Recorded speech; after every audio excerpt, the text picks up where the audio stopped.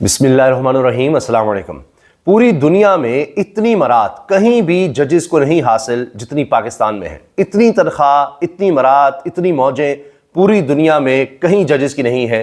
میں high court, supreme court کے ججز کی بات کر رہا ہوں، ہائر جوڈیشری کی بات کر رہا ہوں، کیونکہ اب 10 لاکھ روپے تک بڑھا دیا گیا ہے، بلکہ اس سے بھی زیادہ سپریم کورٹ کے ججز کے لیے۔ اب رقم بڑھا دی، پیسہ بڑھا دیا، سب کچھ بڑھا دیا۔ زیادہ ضرورت تو شاید لوور جوڈیشری کے لیے تھی، وہاں پر کچھ کام کیا جاتا، لیکن اب جب اتنا پیسہ دے دیا گیا، جو اربوں روپے پڑے گا، سالانہ ارب ہا روپے میں ہمیں ججز پڑیں گے اب، لیکن کیا یہ انصاف بھی کر سکیں گے یا نہیں؟ یہ ہے اصل سوال۔ آپ پیسہ دیے جا رہے ہیں، لیکن اس کا مقصد کیا ہے؟ تو حکومت تو یہ چاہ رہی ہے کہ اس پیسے کی وجہ سے جوڈیشری اور زیادہ دب جائے۔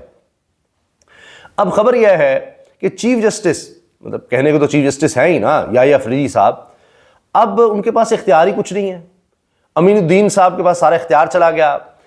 آئینی کمیٹی کے سربراہ وہ ہیں، وہ فیصلے کریں گے، بلکہ اس سے بھی زیادہ حکومت خود فیصلے کرے گی کہ ججز کون سے ہوں گے، کون سا فیصلہ کس کے پاس جائے گا اور کون فیصلہ کیا دے گا۔ حتیٰ کہ یہ نہیں پسند آئے گا تو وہ جج بدل دے گے، نہیں وہ سارا جو کمپوزیشن ہے وہ بدل سکتے ہیں آئینی بینچ کی، جو اس میں شامل ہیں۔ ان کے پاس ہر 2 مہینے کے بعد اختیار آتا چلا جائے اور وہ چینج کرتے جائیں، میٹنگز بلا لیں، اور حکومت کے پاس وہاں پر ووٹ زیادہ ہیں، وہاں وہ جو مرضی کرتے رہیں۔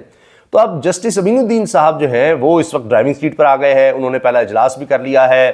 اب جس کا وہ کہیں گے کہ یہ ہمارے پاس آئے گا کیس، وہ ان کے پاس جائے گا، وہ کہے گا جی آئینی ہے، آ جائے ہمارے پاس، اور وہ فیصلہ کریں گے کون سا جج کیا کیس سنے گا۔ مطلب یہ سمجھیں کہ فیصلہ یہ حکومت کے ہاتھ میں ہے۔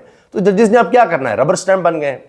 اور یحییٰ افریدی صاحب کے بارے میں تو اب جو مستند رپورٹرز ہیں وہ کہہ رہے ہیں کہ ان کے پاس تو اب سول جج جتنی بھی طاقت نہیں رہی کہ کم از کم وہ کچھ فیصلہ تو کر سکتا ہے مرضی سے۔ تو اب تو ان کے پاس اپنی مرضی کا کیس نہیں آنا، انہوں نے فیصلہ کیا کرنا ہے؟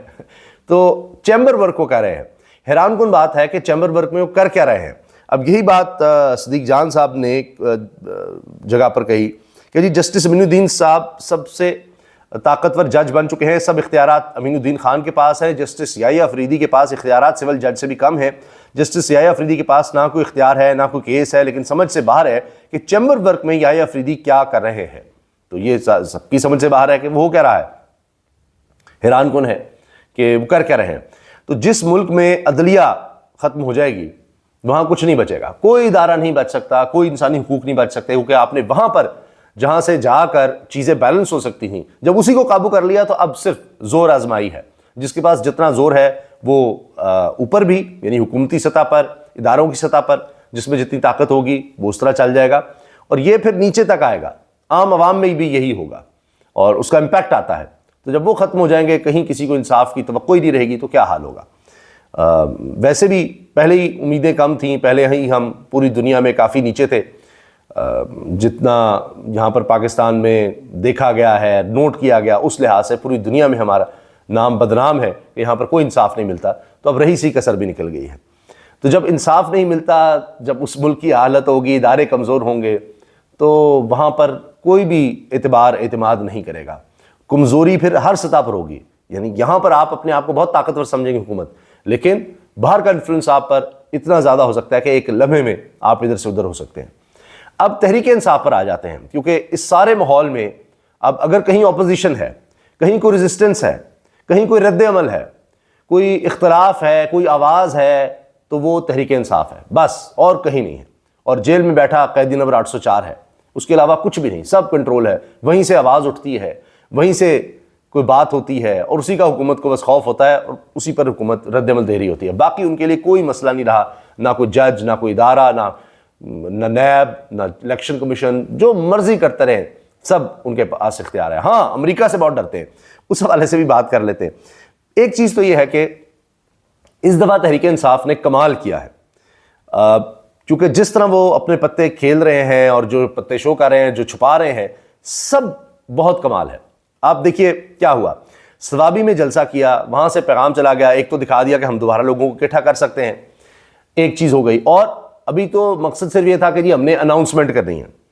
جب اناؤنسمنٹ کریں گے، اس کے لیے تیاری کریں گے، تو پھر کیا ہوگا؟ اور اناؤنسمنٹ کون کرے گا؟ عمران خان کرے گا۔ اچھا، عمران خان کب کرے گا؟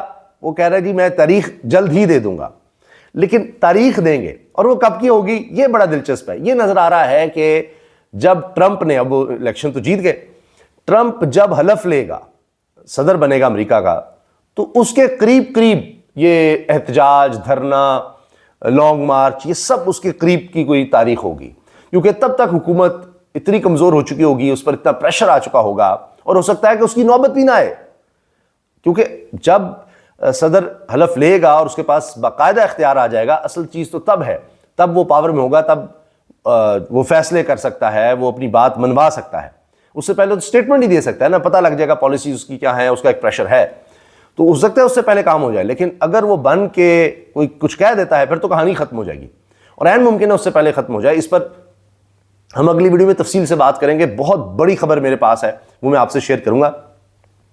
تو اب اس کا بڑا اہم سمجھیں کہ ٹائم مقرر کیا ہے عمران خان نے کہ جی میں ڈیٹ دوں گا، اور وہ ڈیٹ ظاہر ہے اس وقت کی ہی ہوگی، چونکہ تحریک انصاف والوں کے لیے ایک بڑی اہم بات یہ ہے کہ ٹرمپ نے کیپٹل ہل والے کیس میں سب کو معافی دلوانے کا فیصلہ کیا ہوا ہے، اور اس کے بہت زیادہ اثرات ہونے ہیں، اور یہاں پر آپ دیکھیں کہ وہ جو حکومت نے بلڈ کیا کہ دیکھیں اس نے حملہ کیا تھا ٹرمپ نے بھی، اور یہ سب ہوا، وہ ان کو معاف کر دے گا، اس کی سوچ کا نظر آئے گی۔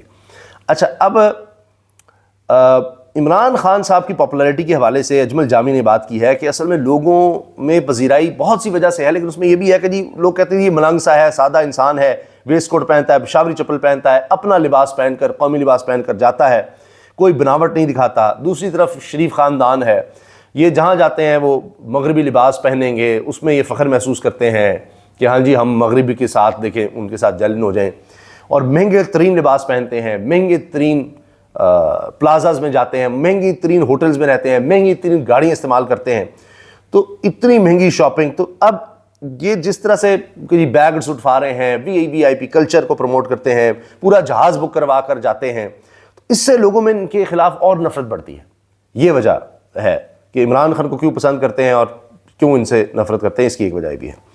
دوسری طرف جناب خبر یہ ہے کہ جو بائیڈن انتظامیہ کو صرف گندا کرنے اور اپنی داخلی سیاست کے لیے ٹرمپ انتظامیہ کہہ دے کہ عمران خان کی حکومت گرانے کا وقت امریکہ اور پاکستان رابطے میں تھے، تو پاکستانی سیاست میں بھونچال آ جائے گا۔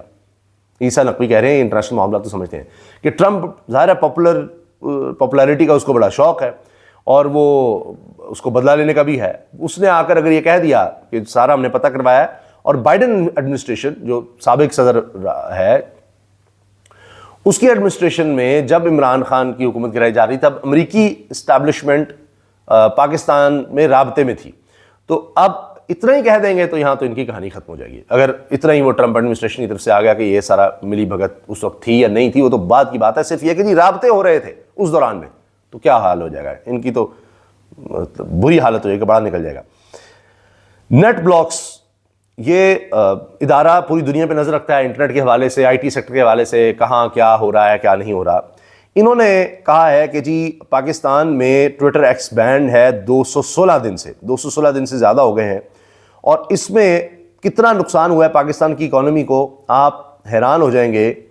یہ جی 262 ارب روپے کا ہے، 262 ارب روپے کا نقصان ہوا ہے اب تک، 262 ارب روپے کا، اور یہ بڑھتا چلا جا رہا ہے۔